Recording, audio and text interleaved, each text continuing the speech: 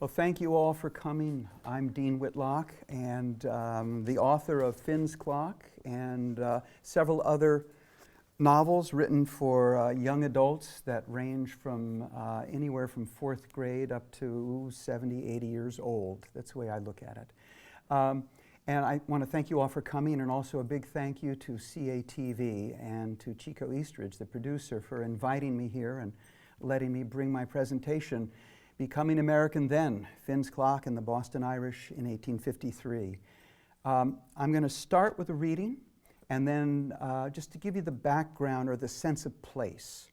And then before I go into the slides, but that's there to look at, to remind yourself that you're at something that's literary and intellectual both.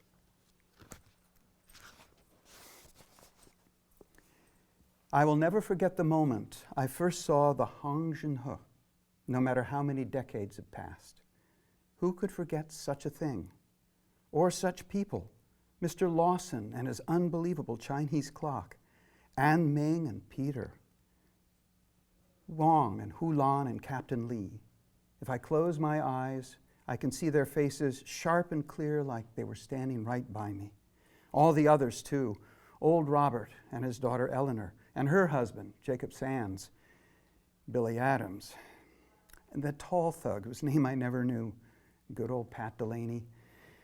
And the family, of course, Ma and my little sister Bridget, Grace and Molly, even Tim, though he'd been dead 4 years already, and Da. Sure, I'll never forget Da. How he drank and brawled, how he cursed and cuffed, how he argued and fought with us and for us. How he died, despite the clock. Alive and dead, he's right there at the heart of me, though it took all of the others to help me find it. All those people aboard the Hong Jin, and all the people swept up in the wake of her coming.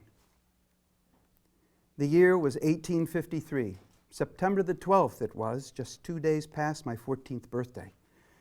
The time was early morning, very early. A cold fog had settled over Boston that night, thick as a wet peacoat. It did strange things to sound, as fog will, and from our little boat we could clearly hear the rattle of wagon wheels on the cobbled wharves that lined Boston Harbor, the hawking and spitting of the longshoremen waiting in line for a chance to work that day, and the bell of the early horse-car tram on State Street. Yet the creak of our own oars straining against the oarlocks and the ripple of blade and boat through the water were muted. The fog allowed us only the faintest hint of dawn. I could make out my father's broad back, where he sat on the middle thwart, pulling easily on his oars. Beyond that, not a blessed thing but fog.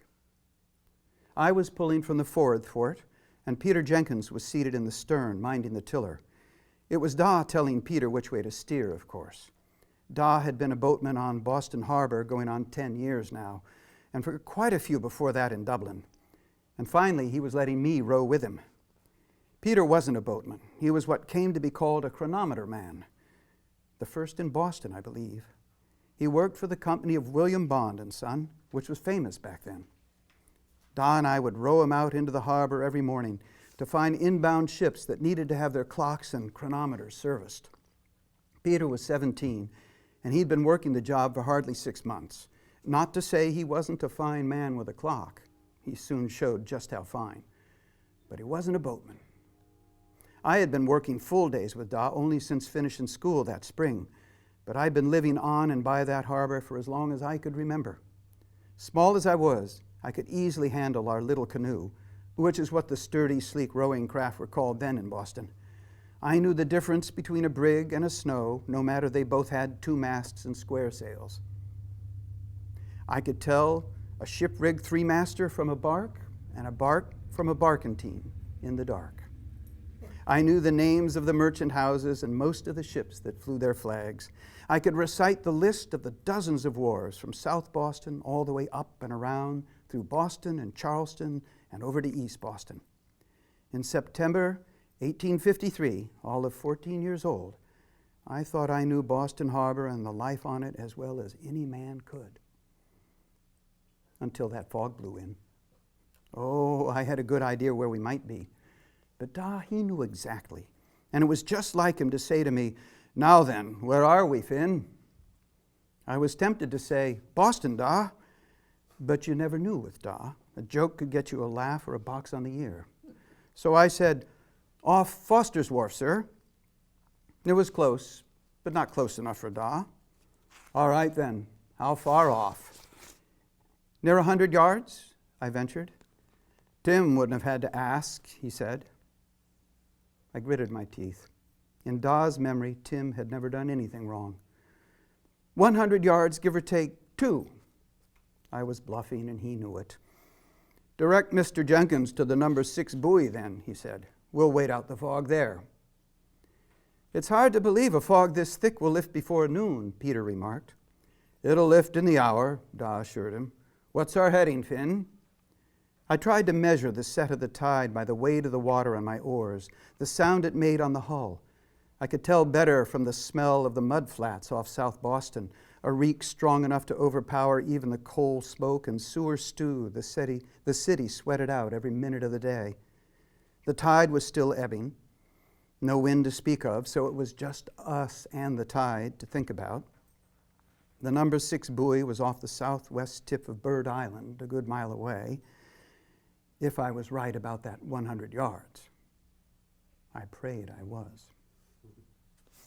So now, to give you an idea of the setting here, this is a picture of Boston taken just a couple of years ago from Little Brewster Island, which is where the Boston Lighthouse is. And this is Boston, view from South Boston, back actually in 1853. And you can see the types of ships are a little different than we have these days, but you can spot the Bunker Hill Monument over on the far right, and also in the middle there, not so easy to see, there's the State House, right up on Beacon Hill.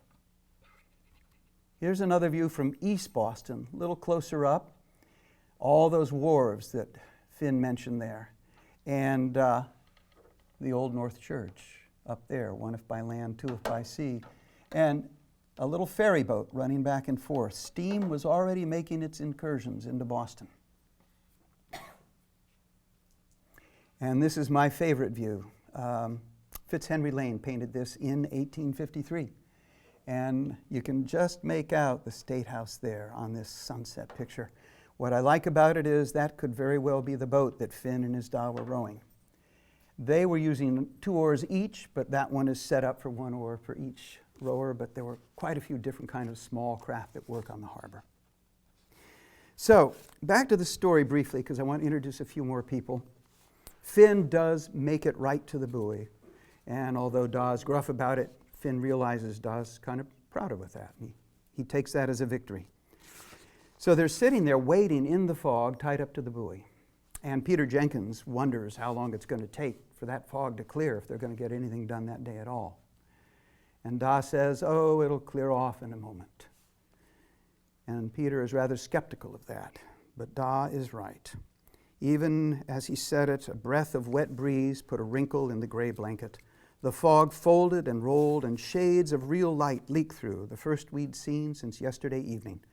As the breeze picked up, the fog swirled and shredded and streamed away like the vapor it was, letting in beams of bright September sun just topping the height of Governor's Island to our east. And there to the south, anchored in a shaft of that sunlight, was the Hong Jin. Surprise. Faith, but she was fine. She was a junk, a genuine seagoing Chinese junk. Peter gaped. I must have too. I knew my heart soared at the sight. Only one other junk had ever graced Boston Harbor. 6 years before, the Kei Ying had stopped in on her way to England from Canton, and I still remembered the crowds and hullabaloo, and Da rowing the whole family out to see her on the water. It was the last time we'd all been in the boat together, before Tim died. The Hong Jin was much like the Kei Ying, though a bit smaller, 120 feet on deck at most. Her hull curved up high at either end in a broad moon shape that looked as though it could hardly stay upright on the water. Her bottom paint was bright yellow, and it came well up her broad planking. Her topsides were deep red-brown, almost the color of rust, only brighter, more like varnished blood. She had 6 square gun ports, painted white with a red Chinese letter on each one. Her rail was carved in steps and filigrees, and her bow had a blunt transom with painted eyes. Her sails were furled on her booms, but flags flew from all three masts, the biggest and brightest being a long, streaming swallowtail on her mizzen, just lifting in the freshening breeze. There was a smaller broad pennant at her forepeak, sky blue with golden, long-legged birds flying into the wind. But on her main flew a common flag, a white cross diagonal on a blue field with a single white star in the upper quarter. It was a house flag, like any you'd see at the main top on a Boston merchantman, the ensign of the company that owned her. In some ways, it was the strangest thing about her. "Whose flag is that, Da?" I asked. "I'm not sure," he said slowly. "I recall one like it. Lawson and Sands, I believe. The house changed soon after we arrived. Sands died, or maybe it was Lawson." "The same Lawson and Sands who founded the Harbor Bank on State Street?" Peter asked. "Why ever would their flag be flying on a Chinese junk?" "Can't say," Da allowed. "Let's go ask." I'm not sure who was more excited, Peter or me. We slipped the line and had our boat turned and flying over the water in a trice. Peter held firmly to his top hat with one hand and steered with the other. I set my mind to rowing, hard as it was not to sneak a look over my shoulder. The Hong Jin wasn't the only ship anchored in the harbor. Boston was a busy port with 24 arrivals on a slow day. 24 more cleared outbound for the foreign trade or coastwise or for California. Their masts forested the wharves, and still there wasn't room. The rest waited in the harbor or out in the broad spread of the roads. That's where we looked to find them, before any of the other boatmen could. But that morning we only cared for the Hong Jin. She hadn't been there the evening before. She must have come in with the fog, though it seemed to me she'd slipped in on that beam of sunlight. And we would be the first to reach her side. Peter was the only chronometer man and work in the harbor, but there were plenty of other boatmen working for chandlers and boarding houses, trying to sell supplies or lure the crew away to a different ship. It would be hard to get in close enough to state our business once that pack started circling. I took a quick look around. There was only one other canoe like ours near enough to give us a run. And wouldn't you know, it was Billy Adams, a nasty piece of work if ever there was one. "Da," I said. "I see him, boy," Da replied. "Lay to those oars." Da set a quick, strong pace, and we covered the quarter-mile like we were leading a race, which it was, really, with the Hong Jin for trophy. I don't know if Adams had seen us, but he was rowing like he wanted to jump right over us. We matched him stroke for stroke, though it left me sore-winded when we finally drew up and shipped oars a good 100 yards in the lead. Peter steered us near and stood to hail the ship, but they had been watching. Before he could say a word, a high voice called out, "Go away, boarding house runners! Our crew is content." Peter's mouth hung open. It was a girl's voice, a Chinese girl. She was standing by the rail, glaring down at us, flanked by a pair of scowling Chinese fellows who would have given a Broad Street brawler a moment's pause. A half-dozen others peered at us from the high decks at bow and stern. "Don't stand there like a ninny, Mr. Jenkins," Da said. "Tell them who you are." Peter cleared his throat and called out, "I am not a runner, ma'am. I represent the firm of William Bond and Son of Congress Street." The girl wasn't impressed. "Do not need Chandler nor anyone like that. Go." "I am not a chandler or other peddler," Peter began, but Da cut him off. He always did think Peter put too much store in the formalities, from his top hat on down. "Would you be needing service for your chronometer, ma'am?" he bellowed. The girl looked taken aback. She had a quick palaver with the fellow on her right, who seemed inclined to disagree, but she hailed us again. "Did you say chronometer?" "Yes," Peter replied quickly. "I can clean, balance, adjust, and reset all makes from Britain, France, and the United States. I can also offer new—" Yes, we can use you. Please, come board here." She said something else to the right-hand fellow, who yelled a few words. Right off, a couple of crewmen opened a gate in the railing and dropped a ladder over the side. Da and I sculled our canoe close to the hull, and Peter grabbed his case and scrambled up. Just at the top, he turned and said to Da, "Mr. O'Neill, if you don't mind, I would appreciate some company this time, yours or Finn's." I would have paid a gold dollar for that chance, and Peter knew it. I tried not to look too hopeful, because Da had the right. He set down his oars and started to stand, but a fit of coughing took him. I reached out to steady him. "Are you all right, Da?"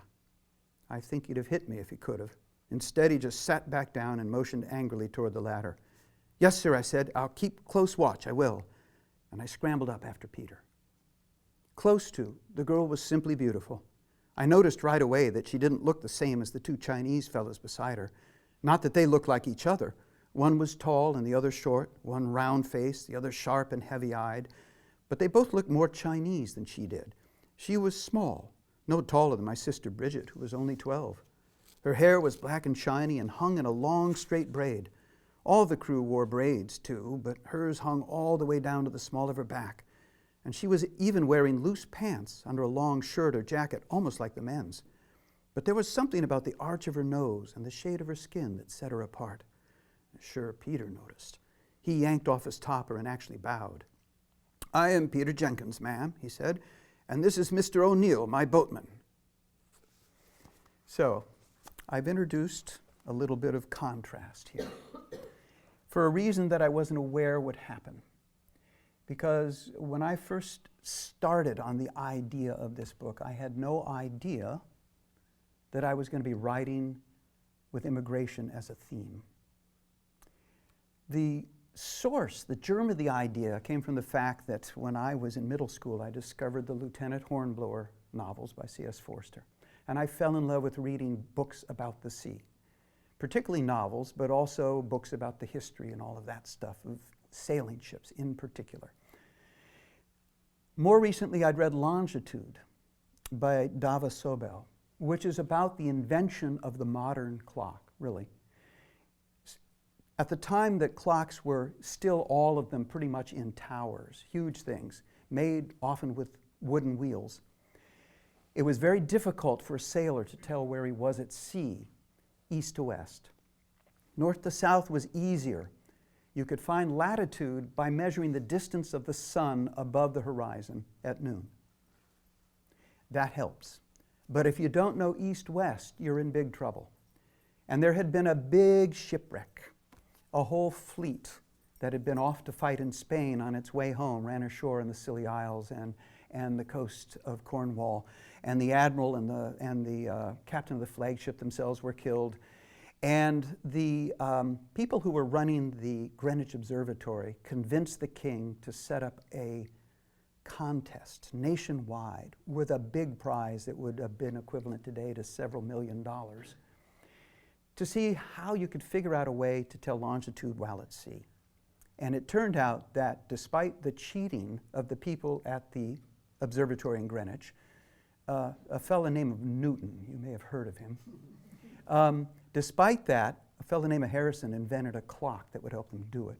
Because it turns out that the way we've set up our time, it's linked to nautical miles. And if you can tell the time distance from a fixed place on Earth and where you are, you can tell how many nautical miles there are between you east to west. You have to do some adjustments for how far north and south you are, but that's how it works. And if your fixed time is on a clock that won't lose too much time or gain too much time, that's extremely accurate despite a swaying ship, then you've got that way of telling what noon is at that fixed point and where you are. So that's how you do the navigation at sea with a clock. But we didn't know that then. So this fascinated me. So I wanted to write a book that had something to do with the sea and something to do with chronometers. But also,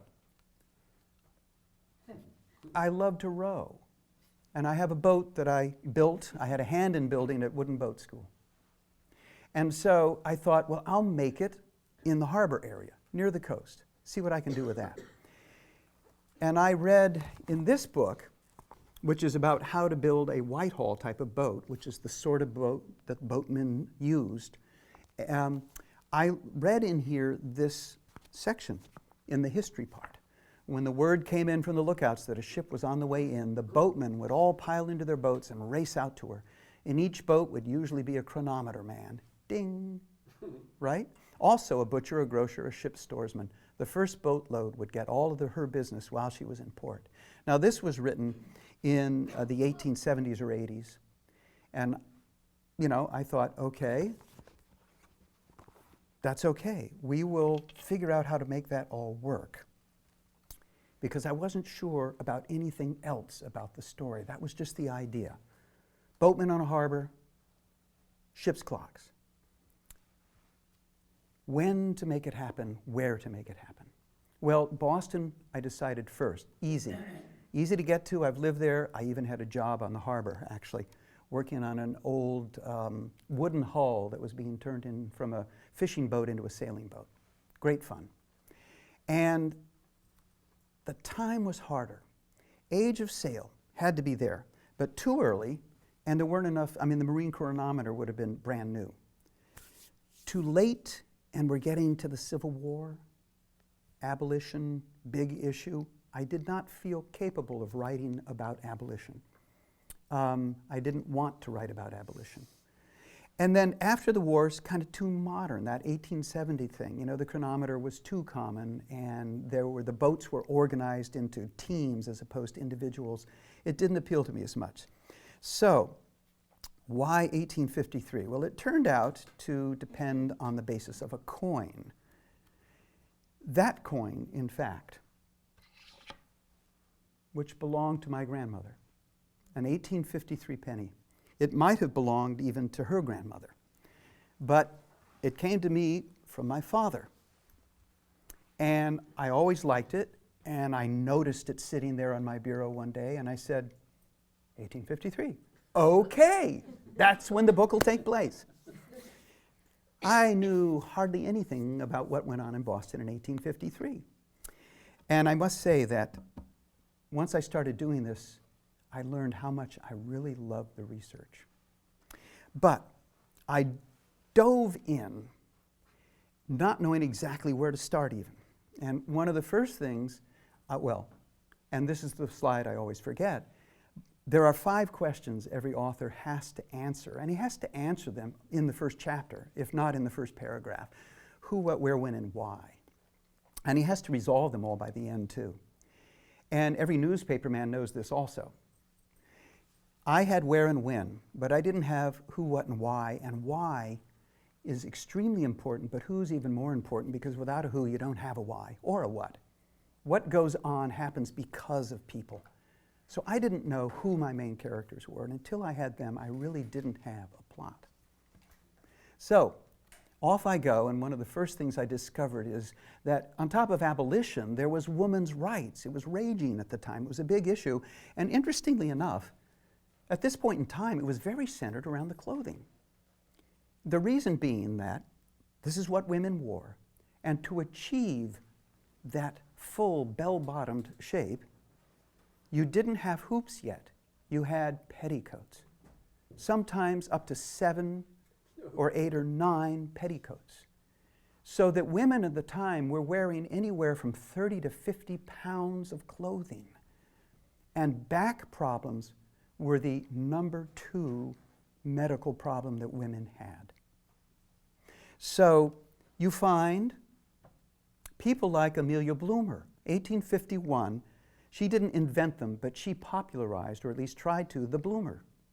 Got named after her because it didn't weigh anything and it hid a woman's legs all the way down past the ankle. It was based on harem clothing, actually, from Turkey. Then we have Emma Snodgrass. In 1852, at age 17, she ran away from home in New York City, went to Boston, checked into a hotel, changed into men's clothing, and went out trying to pretend to be a man so she could find a man's job. She was discovered, laughed at, arrested, and sent home. She did it again. She came to Boston, and this time in the company with another woman who not only wore men's clothes but smoked a cigar. They were both arrested and sent back to New York. The last we hear of Emma Snodgrass in the history I found, she appeared in Louisville, not Louisville, in St. Louis, and dressed as a man, and was once again found out. But by then she may have been old enough to be on her own. Lucy Stone was a very, very active suffragist, and she adopted clothing that included a dress and men's pants and shoes, and a form of jacket that was not men's, but close enough. So women's rights was not the issue I wanted to focus on, but I knew this was important for building my female characters. An Ming, as you may have noticed, was wearing men's clothes and was translating for the person who was obviously the captain of the ship. I wanted female characters that were strong, but true to the era as well. And when you're writing for young adults, that's very important and very difficult to do if you want the book to be historically accurate. And I wanted this book to be as historically accurate as I possibly could make it, except for the magic part. Moving on, chronometers. In this wonderful book that I found at Dartmouth in the Thayer School Library, Clocks in the Making of the Modern World, I learned that in China, in 1050 AD, there had been invented an astrological clock. Su Song was the inventor. Han Kulian was the engineer. This was a water-powered clock. Water dripped into a bucket, and when enough water was there, it weighed enough to make it go the next click. And a whole bunch of buckets on a wheel turned it around. But it was for astrology. It was for essentially determining when there were going to be eclipses, astronomy eclipses, and when stars would appear so that you'd know when to plant, but also so you could help the emperor tell what was going to happen in the future if he went out and fought that battle. And this was in 1050 AD. It was a masterwork of engineering. We have no idea what it looked like, because when Su Sung died, all of his notes were burned. And when the emperor died, the device itself was burned. The Chinese didn't hold on to things like that. When you were a master, you taught your apprentices only the basics. They had to figure out everything themselves, a part of their culture. But by 1730, one of the goods that the Europeans discovered that they could trade with the Chinese was clockwork. The Chinese were fascinated by it. And so they the Portuguese set up on the island of Macau an actual workshop where they were making things for the mandarins, but other countries were sending them. This was a clock, a jewelry box, and a music box. And the things on the top, these guys up here, would go around at the striking of the hours and when the songs went, and these guys would moo. This delicious-looking young lady was made in France in the 1780s or 90s, was also a music box, and she actually moved her arms to play a small hammered dulcimer that looked like a harpsichord. And this one, also late 1700s from France.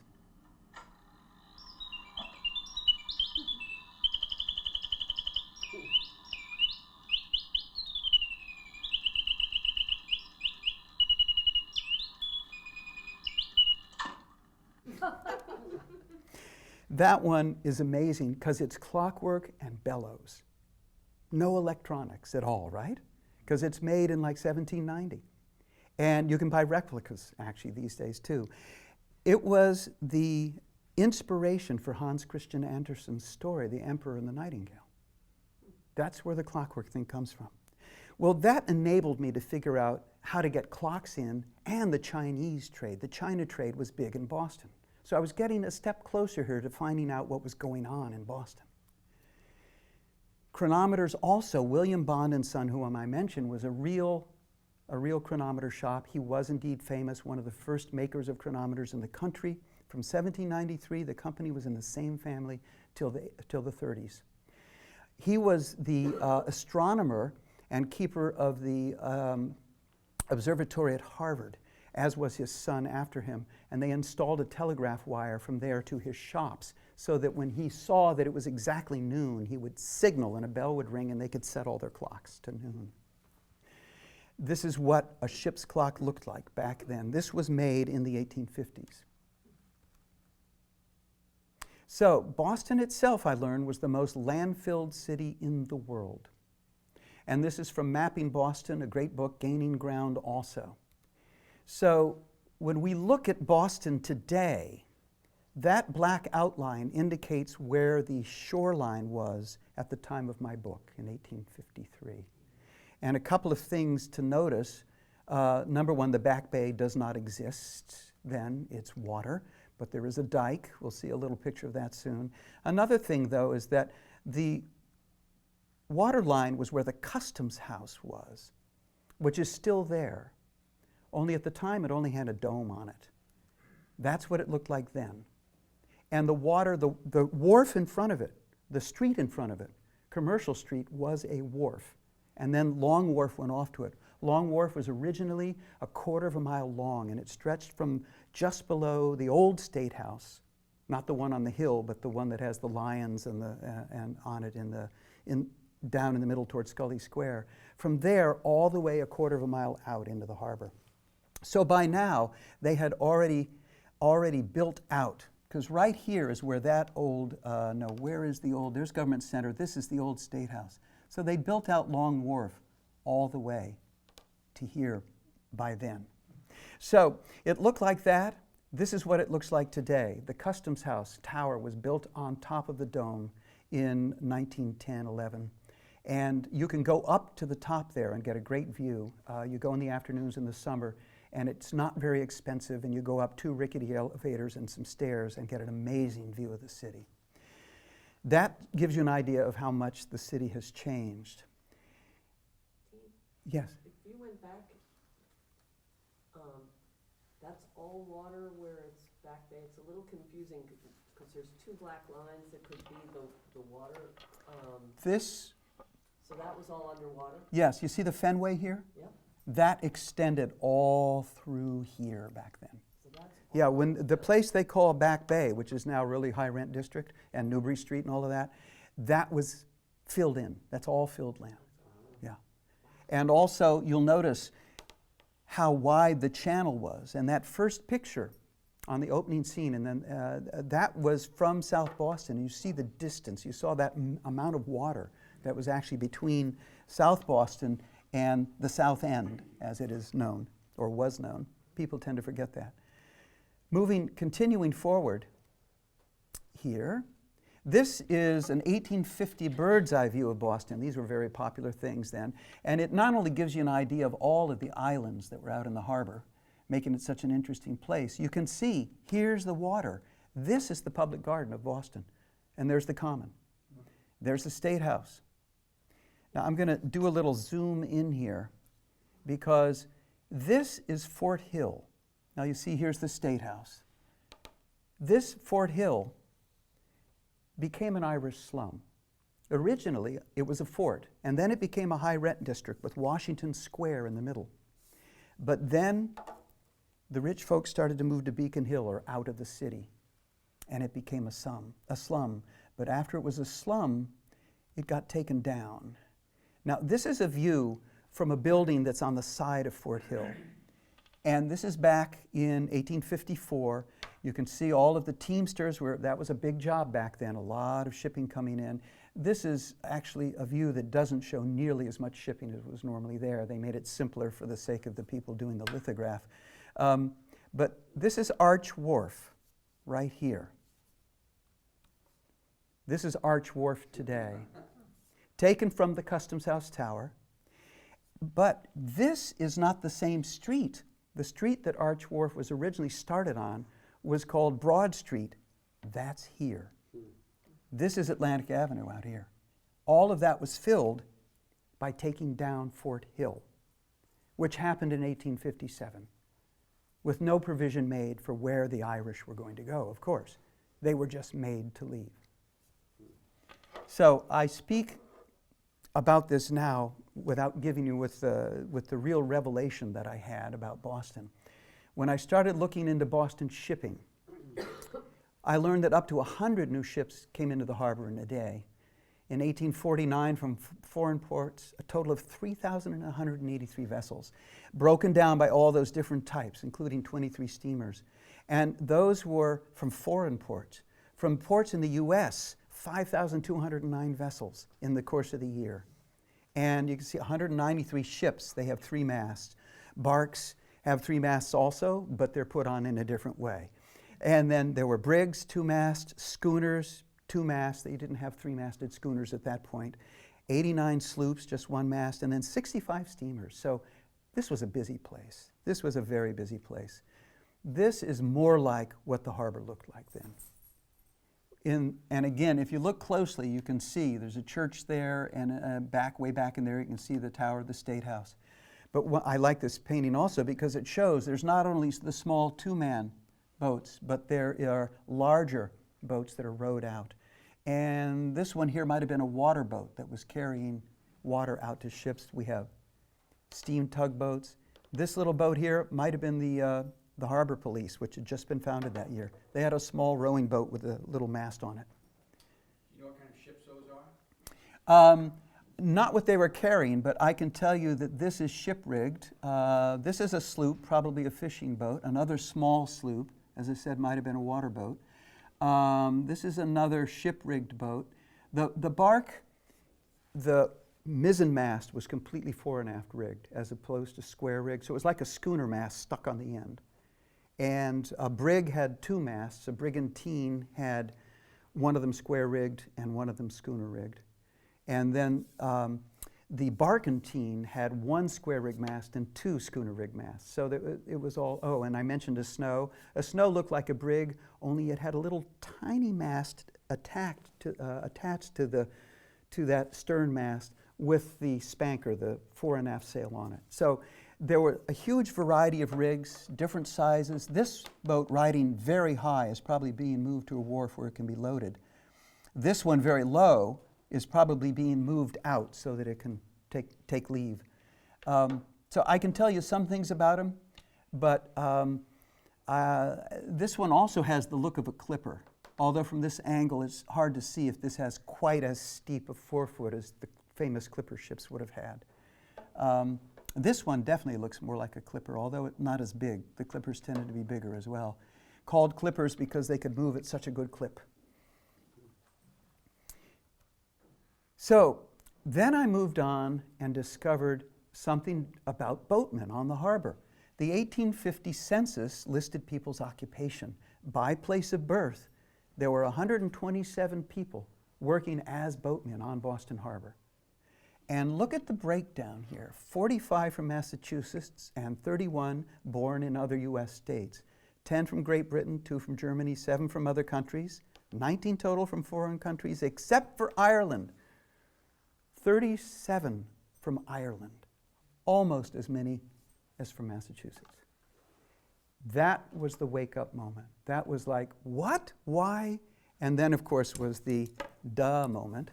Oh, yeah, the Potato Famine. I've heard of that. So I started looking into that, and I discovered this book, Boston's Immigrants. And this was the 50th anniversary edition, by the way. It came out in the early 1950s. It was updated and a new preface added to it. It remains the go-to book.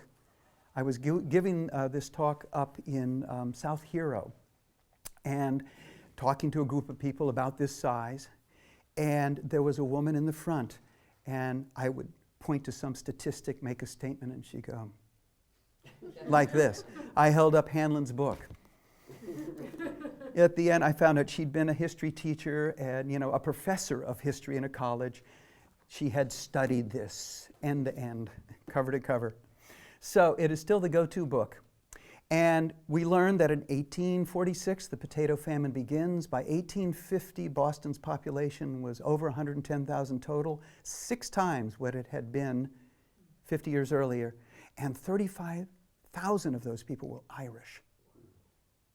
That's between a quarter and a fifth, or a quarter and a third, as opposed to 2,000 Scots, about 2,000 Germans, and 2,085 African Americans.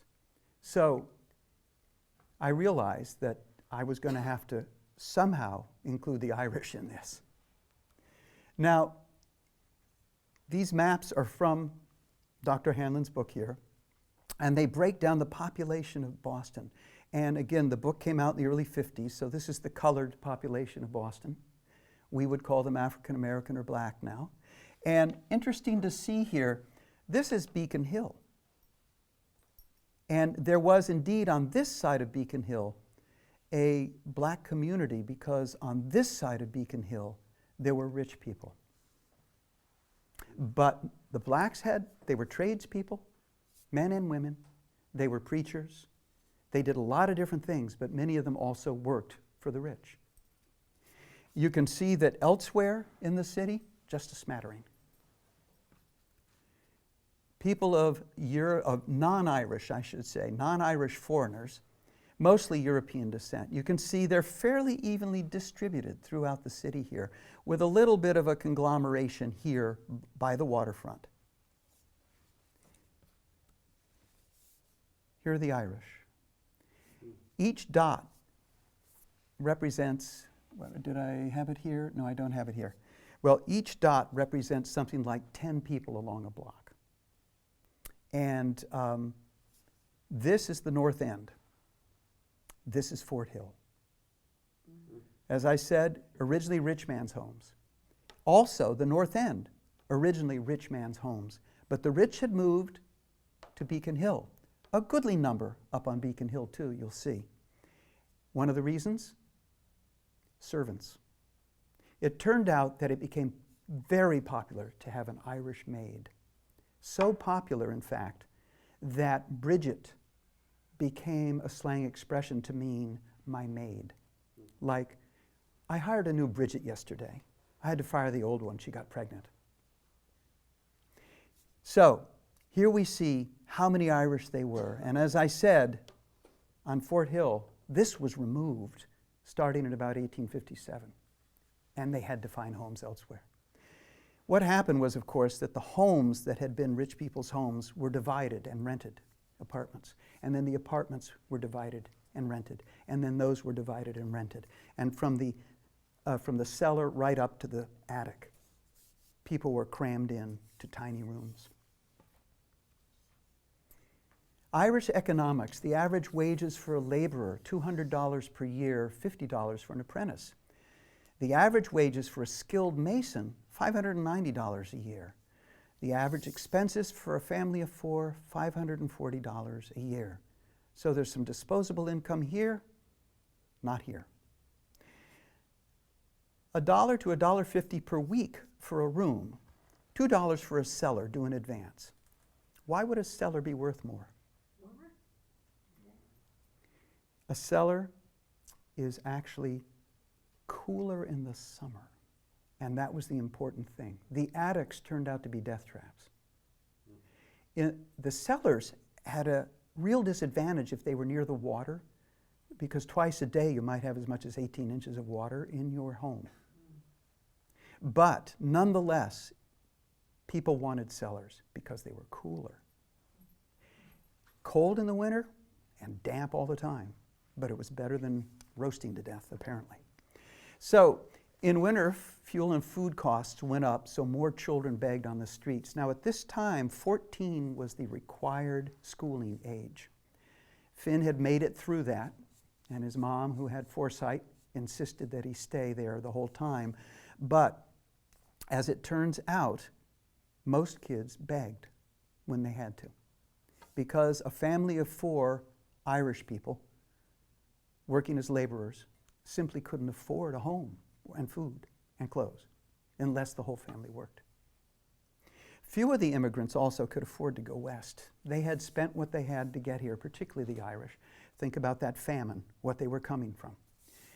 And think too about the consideration that they arrived here in a city that already had Irish from all over the country, but primarily from Northern Ireland. They came as tradespeople. They were Protestant. They fit in. There had been St. Patrick's Day's parades. There was an Irish militia, an orderly body, as they would call it. Then the flood started. But just before the flood, when the word first came of that famine, one of the Forbes family, the one with the nickname Bully Forbes because he drove his crews so hard, he was a merchantman, and with connections to Ireland, he went to all of his friends and he raised money, and they were able to fill a large brig, 2-mast, with food. And he set the record of 15 days from Boston to Dublin, a record that stood for over a decade. And he brought food that was a drop in the bucket. And then the flood started. The people were coming from all over Ireland, mostly from the south. They were Catholic. They were farmers. And if they spoke English at all, it was a second language. Whereas people from Dublin and the north, English was often the first language, and if it was a second language, they knew it just as well. So there were serious cultural differences now going on, as well as the religious difference. And this is one reason why the Irish were in the situation where even paying $1 to $1.50 a week when your wage was $1 a day was just not a lot of money. These are some of the first lithographs showing slums ever printed, certainly in America. And these are from Burgess's Alley, which was on Fort Hill, to give you an idea of, it looks like tenements look. But these were the first in the country, these tenements, this era. Irish jobs: tailors, seamstresses, and milliners, factory workers, and many women worked in the factory. By 1860, 40% of the Irish were mill workers. Maids and laundresses. I mentioned about the maids, but of course a laundress, you always need someone to clean your clothes, and that someone, of course, was wearing, the 30 pounds of petticoats and trying to lift wet laundry, back problems, right? Day laborers, land filling and stevedores for the men, and then the railroads, which really would pay you $1 a day, and they would actually get you out of the city. They would put you on a train and take you out to where the work was, and you lived in the tents that they set up for you, and you paid them for the food and paid them for the clothes, and you didn't have much of your money to send back home. In 1847 in Vermont, railroad workers who were Irish, who were around the Royalton area, went on a strike. They hadn't been paid in 3 months. So they actually kidnapped one of their managers and held him as hostage. And because there were too many of them for the sheriffs to deal with, they sent the militia in, they arrested the leaders, and they put them back to work. Irish problems. The Irish were, quote, filthy, intemperate, and imprudent. This is from a very literate essay written in one of the literary magazines, and at that time there were a lot of these literary magazines and newsletters that went out. Tuberculosis had been in decline. It resurged, blamed on the Irish.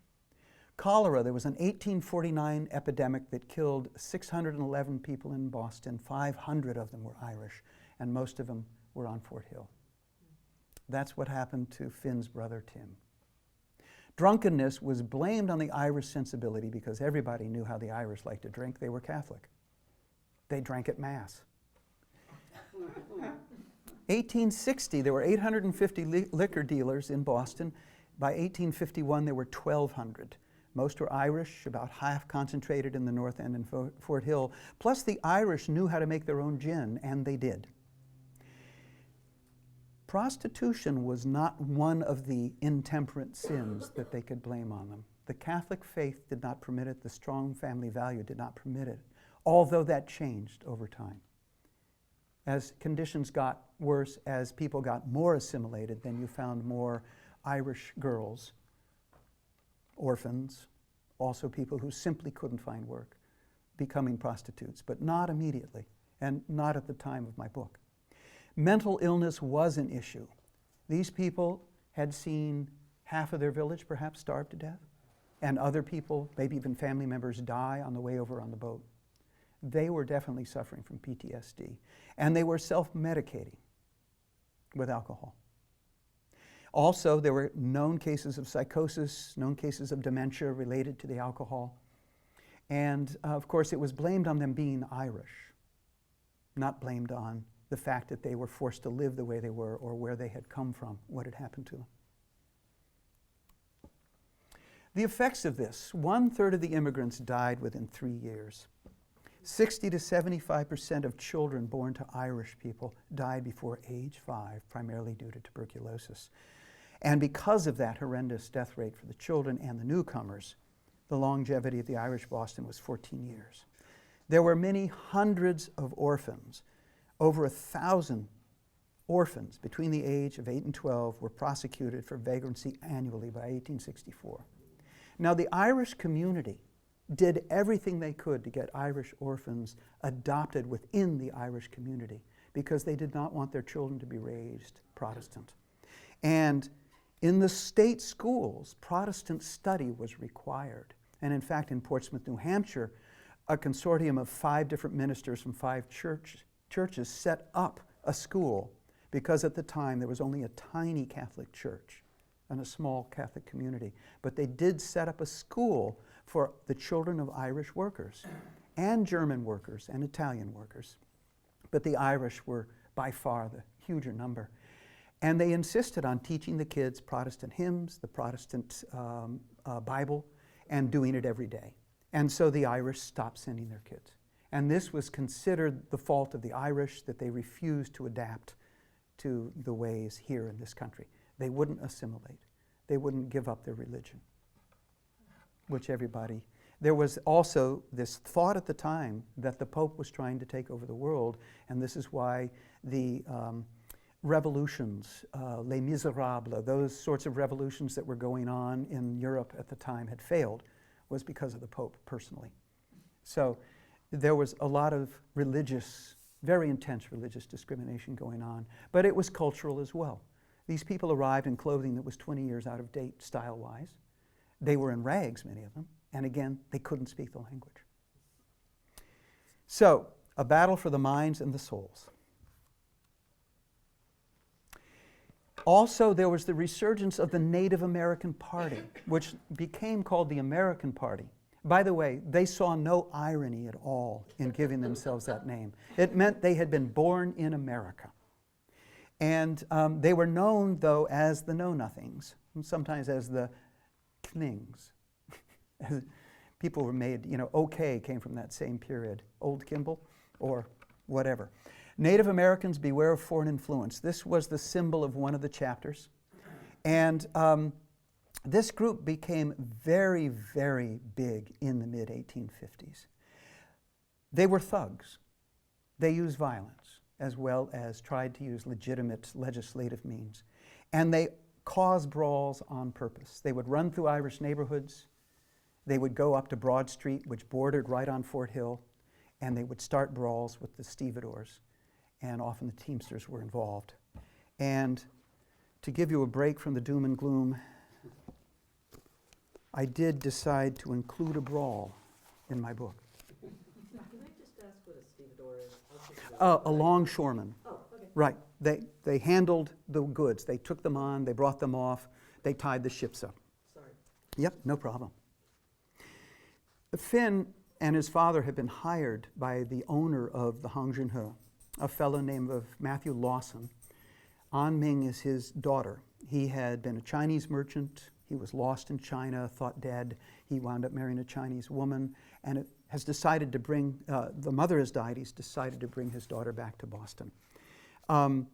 And they have hired Peter to make a very special clock for them, and so now Finn and his father are making twice the money for about the same amount of work.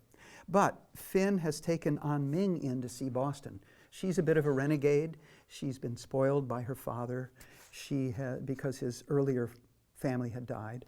And she has disguised herself as a boy and has gone with Finn in to see Boston, to see where he lives and all. Now they're on their way back, and they're going down to Lewis Wharf where the canoe is tied up to go back to the Hong Jin. We came out of Lewis Street and crossed Commercial, dodging around a press of wagon and carts, hauling cargo to the Flying Fish. That was one of the clipper ships, very famous in its day. Lewis Wharf was as crowded as I'd ever seen it. Men and carts and wagons covering up every cobble. Down past the Flying Fish, a line of longshoremen were feeding the coils of a fat hawser out of a huge hogshead, across the wharf, up the gangway, and down into the forechains of one of the Liverpool packet ships. An Ming ducked right under the thick rope, but one of the men got in my way. I dodged around and ducked under just in time to run smack dab into a rough-looking teamster dragging a fat crate off the back end of a donkey cart. I swear he hadn't been there a moment before.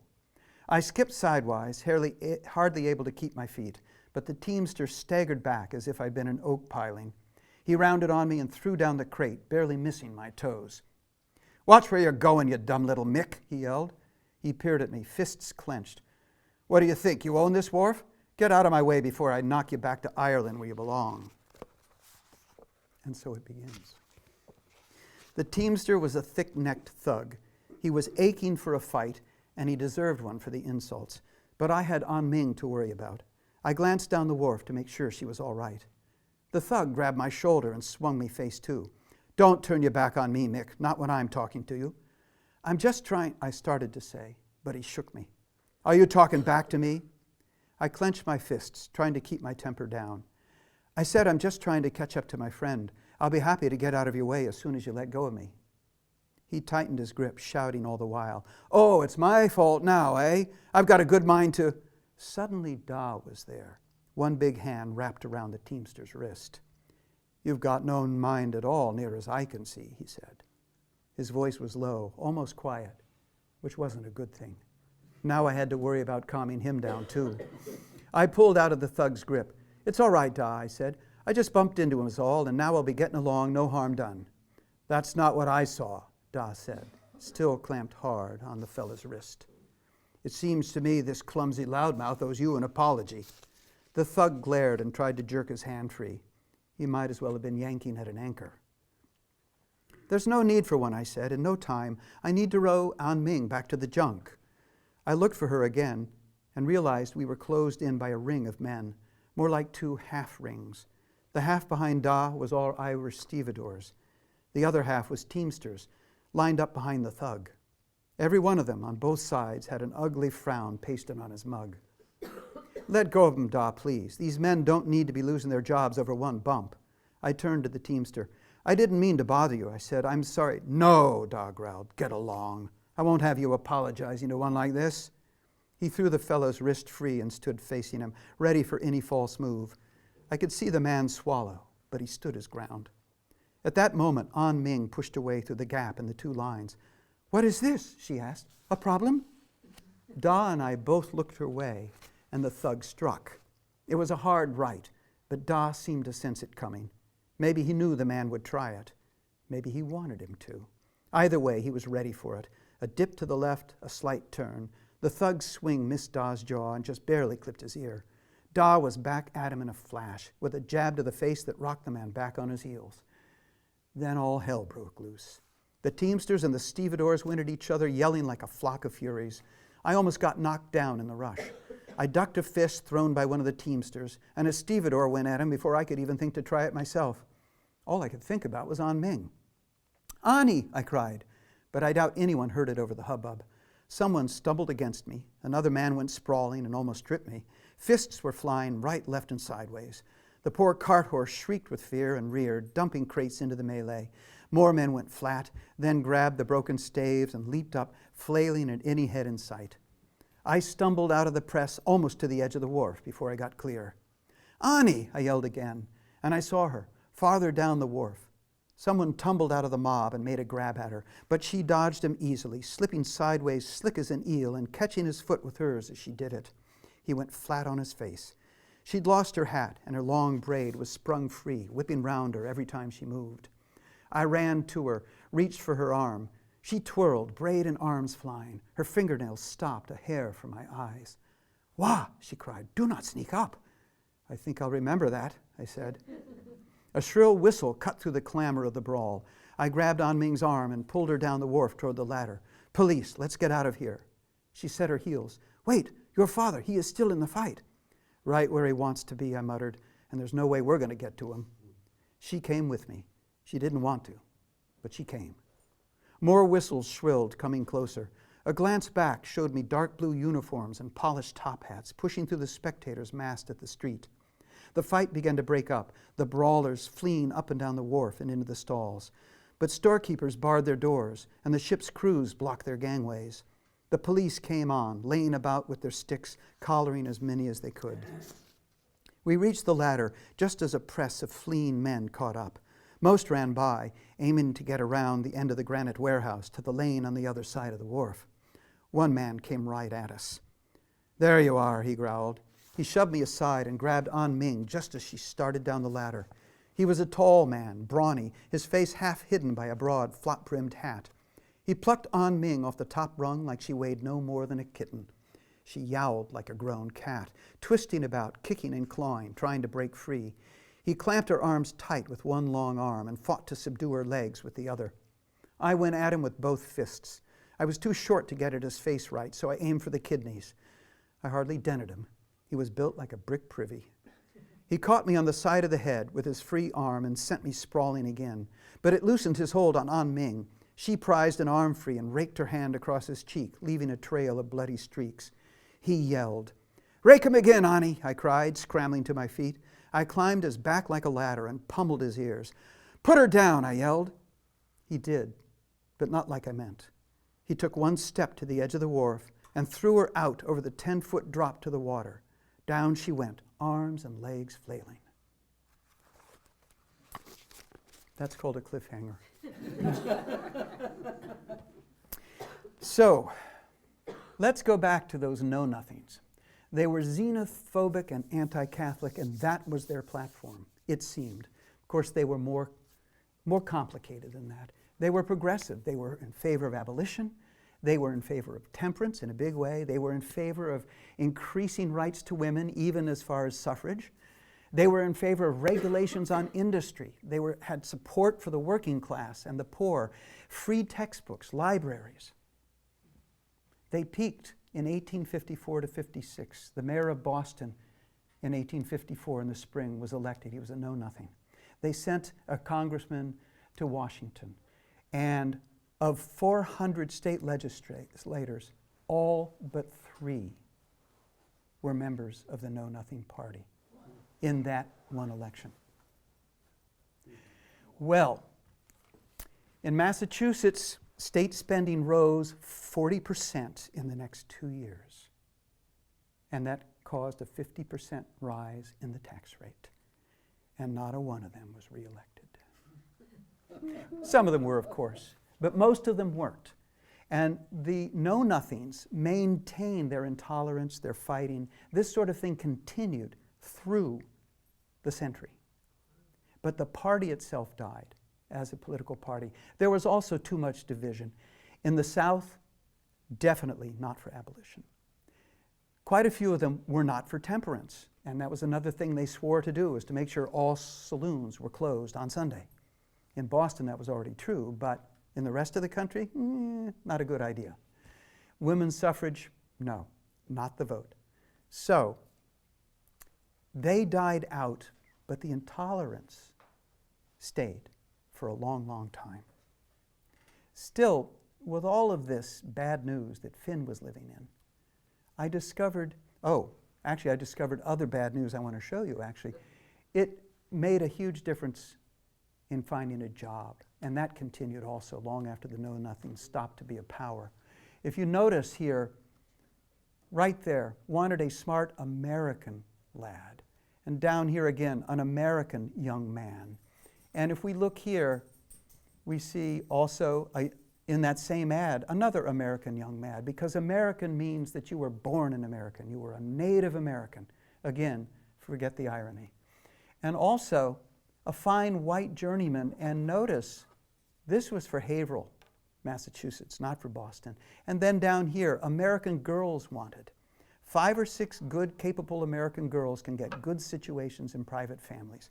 So this was an organization in Portsmouth, New Hampshire, that actually would take these young women in, train them, and then find them homes in very well-to-do families with children. But only if they were Americans. So this is what Finn was facing. And he was lucky that boatman was one occupation that was open to the Irish, and also that his family had arrived before the famine. I set it up that his dad had been something of a revolutionary and was in big trouble with the police, so they came over. But his mother had a good job because her father had been a tailor and she had learned the business. So I gave Finn a background. But this is really, where I found Finn. If you'll notice, this is the theater section of the same paper there. The Howard Athenaeum, very famous, right up into the 1950s. Doing very, very classical stuff, nature and art, or the old school and the new. They did operas, they did ballet, right? But they did something here called Fakie of the Well. Is that an Irish parody, or is that an Irish singing group? Because look right down here at Robinson's Eagle Theatre. The Irish Lion. Tim Moore plays Mr. Connor, was played by Mr. Connor, and Mrs. Fitzgig was played by Miss Connor, followed by the Toodles. And if that isn't the name of an Irish band, I don't know what is. And Mysteries and Miseries of New York, where there was also a huge Irish population. And in fact, the acts that came to these music halls traveled back and forth. Philadelphia, New York, Boston, even Montreal, places they could get to. And they created their own type of music, including Finnegan's Wake was a song that was written in New York City for the music halls in the 1850s.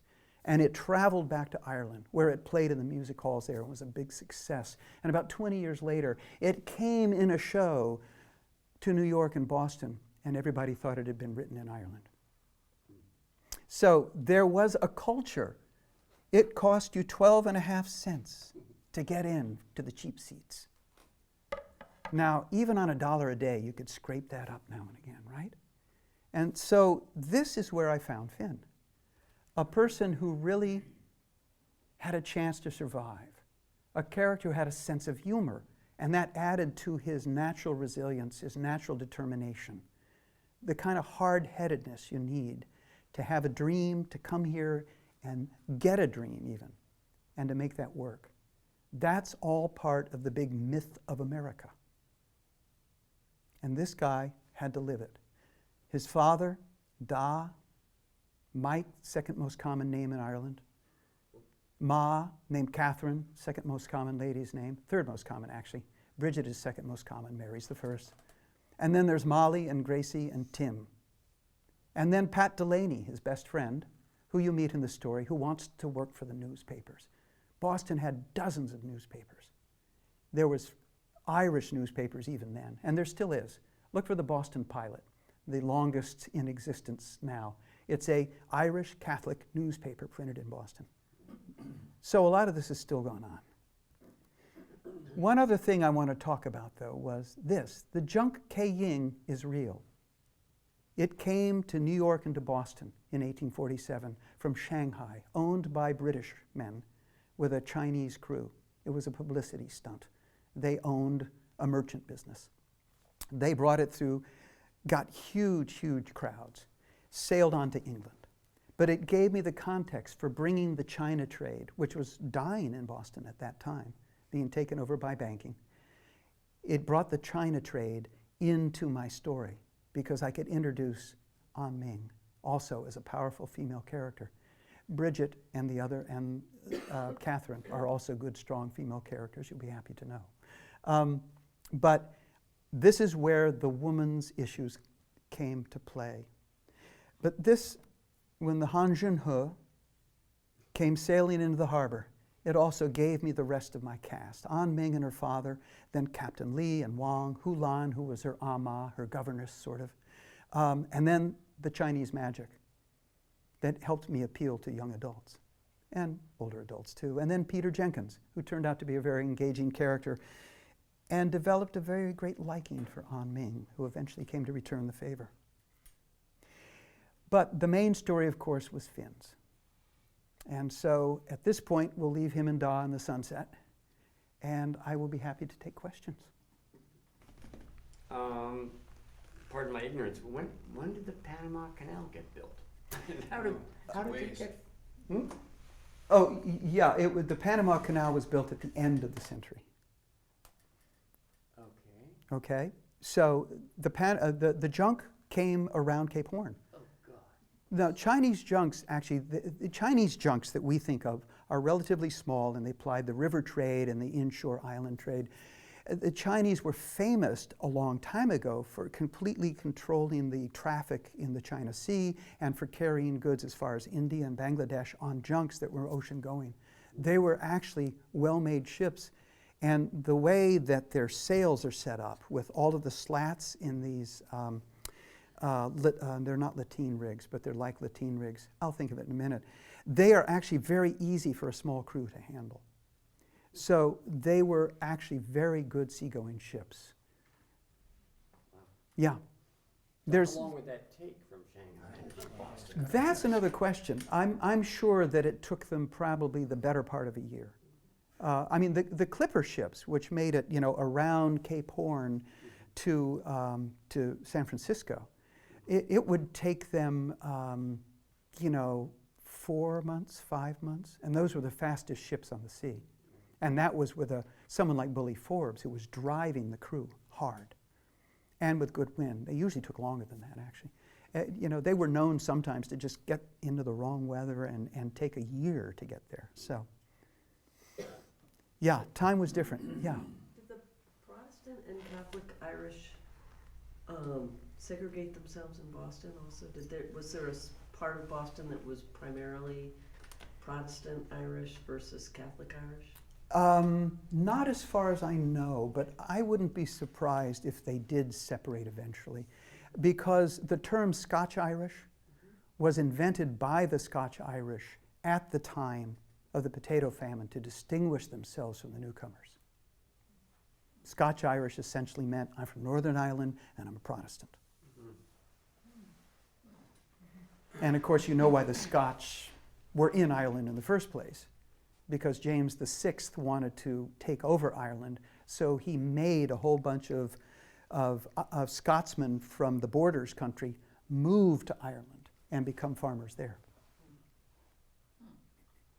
Another immigrant story that led to nothing but tragedy. Yeah. So, Yes, I'm sorry. Your hand was up first. Sorry. At this point, can an immigrant sail into Boston Harbor and just walk off the ship? No. Actually, an immigrant from Boston Harbor has to go through customs. Interestingly enough, there was no federal system for naturalizing immigrants at the time. There was a law that you had to live in the country 5 years before you could become a citizen. But it was enforced completely by the states. So the cities that had the major ports, New York, Boston, Philadelphia, Portsmouth a little bit, but they actually weren't a major passenger import. Montreal, of course, was not in the country, but farther south in the southern states as well, but mostly to the northeast because that was closest to Ireland. Those people came in, and the state set up whatever it could. And in Boston, you did have to go through customs, and you had to prove you were healthy enough. That was the only real regulation. The only reason they could keep you out was if you were too sick to get a job. And in Boston, on Deer Island, at this time, there were 2 hospital buildings on Deer Island, which was then still an island.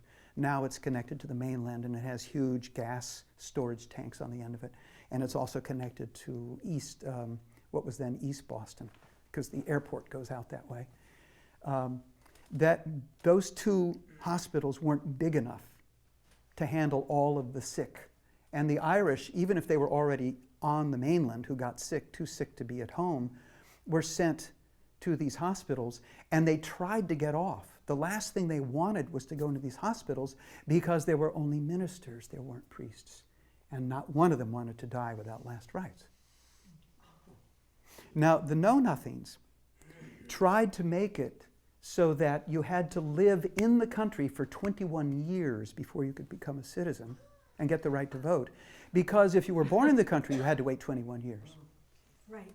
Oh, right. The logic is impeccable. Yeah. That held in Boston briefly, but it did not pass at the national level. That was one of the things that didn't get pushed through. There were not enough know-nothings in Congress, although there were certainly enough intolerant people with their own issues. There were not enough know-nothings in Congress to get that one passed. But it did pass in Boston, but it didn't last too long. Was there any significance on the sign, on the Know-Nothing flag sign, to the backwards ends? I don't know if it was simply mind your P's and Q's problem. Somebody had to do this with a stamp and they got it backwards because they looked at it and then they turned it over and put it down, or whether it meant something. They called themselves the Know-Nothings. That was their password at their lodge houses. But it was also what they said whenever a brawl happened and the police showed up. I know nothing. I didn't start it. So they were proud of it. That was their deal. And they were not, there were wealthy people among them, But they were not the landed gentry. They were not the Boston Brahmins. They were very much working class people too, who saw the Irish as the economic threat. And as today with farm workers who would have to go and stand at a place and wait for a truck to come and raise their hand and hope to get drawn, that's what the longshoremen had to do, the stevedores. Every morning you had to go see if you got picked. And the teamsters, of course, could own horses and wagons, which was an expense. Some of them were working for people who had lots of them, and others owned their own, and they were independent workers. But they saw the Irish as a threat who could take away their jobs. And then the Irish were told that we shouldn't let the slaves go free because they would all come north to get away from their old masters and take away the jobs from the Irish. So many of the Irish did not back abolition. So it was, a very complicated situation. Yes? So is there any evidence at all that any Irish went a little west to farm in Massachusetts? Yes, there is evidence that they did. And like I say, most of them couldn't afford to leave the city. They were stuck there and they wound in the slums. But they could. And Irish landed in Montreal and came down into Vermont. Irish landed in Philadelphia and New York, which was actually closer to the west. And so that's why New York and Philadelphia became more important ports than Boston eventually. And in fact, by this time, New York had supplanted Boston because the railroads were that much closer to the west. So Boston was losing its shipping. It was getting railroads built, and there were all these little independent lines. To get from New York to Boston, you had to take a trolley out to where you could get a boat along Long Island, where you would then get into a train in Connecticut that would carry you to another train run by another company that would then take you into Boston. And there were 3 train lines that came across the Back Bay. And when you got to Boston, you would get into another train that would take you across the city where you could get into another train to keep going north. I mean, it was a crazy situation. But Boston had plans to make a canal that ran all the way to the Hudson. That never happened. And they did get the railroads across, but it took time. And by then, they had lost their edge on being the merchant capital of the world, or of at least the U.S. Yes? I come from Portland, Maine, Huh? and I know before World War II, I think, a lot of those East Coast ports were Canada's ocean connection because the St. Lawrence would freeze, Mm-hmm. and the government didn't. I guess maybe they hadn't invented the icebreaker or something, but Well, is that an important part of this harbor, that Canadian goods, or let's say wheat, or? no, I didn't see anything in my research that there was trade from Canada for sure, a lot of trade. And there was a lot of trade actually down the Richelieu to the Champlain and on down to New York from Canada and back and forth. Boston Harbor froze once in its history in the 1840s. And somebody who had a business cutting ice cut a channel so that the Cunard liner could get out and head towards Nova Scotia and then on to Britain. They didn't have any sort of ships designed to be ice cutters. So if the St. Lawrence froze enough, yes, a lot of those ships would have been diverted at least to Nova Scotia, and Portland makes sense. But they would go to whatever was closest, I'm sure. I don't know what the land routes were like, though, from Portland over to Canada at that time. Yes? I'm thinking about the women's dress again. I'm assuming that all those petticoats would be the dress of someone of a richer class. And I'm thinking about what the women who were mill workers, they must have worn something quite different. They actually tried to look like the rich folk, just like we do today. So they would get hand-me-down clothing from their mistresses, I should say, if they were working for them, but also there were hand-me-down clothing that was made available.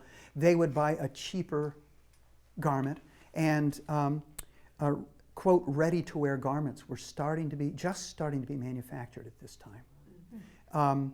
And so they would maybe only have 3 petticoats, but they would still have the wool or linen or cotton dress, and the 3 petticoats. And if they could make it wider, they would. So his style was just as much a demanding mistress back then as it is now. Yeah. You know, one thing I forgot to mention, when I was speaking about trying to get the souls of the orphans, the fact of the matter is that although the Protestants tried very much to convert Irish children in the schools, they really thought they would be able to convert these kids by teaching them this stuff. There's no evidence of any forcible separation of parents and children at this time. If you arrived with family, that family stayed with you. If you arrived and had to go to the hospital, the family went with you. And those hospitals on Deer Island got so crowded that there was a shanty town, tents and shacks packing around the hospitals in the island for the overflow. Not just the families, but the sick people. And people never got to see a doctor because they were taken immediately to one of these shanties and the doctor never got there in time.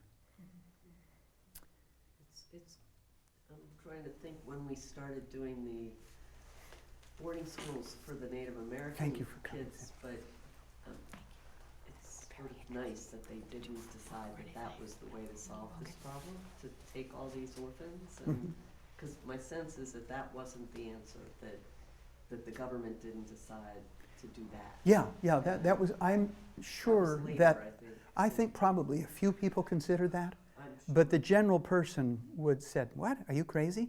But it was okay And yeah, out west, yeah, later. later though, later. And the other thing to consider when we compare now though is that it took over 100 years from the days of Finn until we had an Irish president. Yeah, oh yeah. And he was also our first Catholic president. So and it was an issue. The Irish wasn't so much by then, but the Catholic was an issue in that election. I was, having grown up in Massachusetts, it was a very big issue. Oh no, it was a It was very big discussed issue. all the time. Yeah. Yeah, it was So, very interesting. You know, it took a long time to heal, even though there was already some Irish policemen in Boston by this time, at least one. Honestly, I think there was one, and then a few others started getting hired. There were, you know, in 30 or 40 years, you could expect to find an Irish mayor somewhere, and an Irish congressman. The Civil War made huge changes because so many of the Irish immigrants, and they were still flowing in at a huge rate, were taken off one ship, paid $50, and marched on another one to go to war in the South. And they could get paid. And they could So get paid. that was Yeah, great for Yeah. them in terms of immediate income. yes. So that was a leveler, but the research, I did research, as I said, for Portsmouth Harbor as well, because I did a presentation at Strawberry Bank, and they had, even as late as the 1890s, they had separate sports clubs, they had separate fire departments, and there was a great deal of friction. So, and of course the fire departments were, they were a major source of friction. The know-nothings ran the fire departments, and they were among the brawlers, and they wouldn't go to fires in Irish neighborhoods. Was tuberculosis a big part of this era? Oh, absolutely, yeah. In most of the children who died of tuberculosis, but also the adults did too, yeah. I mean, cholera was one of these things, boom, it came, and then it would pass. It went through phases. So to speak. So to Yeah. speak, yeah. Yes, Kind good of- point. Cholera is also kind of temperature dependent, I think. Yes, it is. It's temperature dependent It's warmer. and it's rain dependent. In Japan, they used to have regular cholera epidemics when the rice paddies flooded. And particularly because of, they had just, you know, open trenches on the roads, which were used as latrines. And they would flood into the rice paddies, and they never made the connection until people who knew got there. But tuberculosis was there all the time. And it was a major killer, major killer. Tuberculosis also had like a cyclical thing to it, which they would think they had discovered the cause and a cure, and then it would come back, Well, and all of a sudden the you know, old cure was not working, and then You know, as with snake oil and CBD, there's a whole lot of healing going on that has nothing to do with the actual substance being taken. There's a whole lot of mental work going on, of expectation that you think is being met but isn't, placebo effects, and very little research that showed that it does much good for very many things. So I think that there were cures of all sorts, and people could stave it off. You know, if they could get a good diet, if they could stay warm and dry, if they had somebody who would, you know, that would keep them from having to do hard physical labor, but instill enough walking to keep the blood flowing, people could live a long time with tuberculosis. But they didn't find a cure until we got antibiotics. Not a real cure. Yes? But people did know that if they left the city and went out where the air was better, Yeah.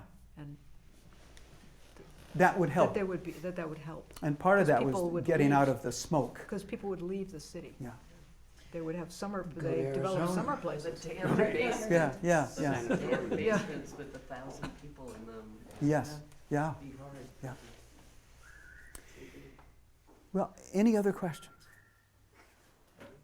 Well, thank you for coming. Thank you, and thank you for sticking it out.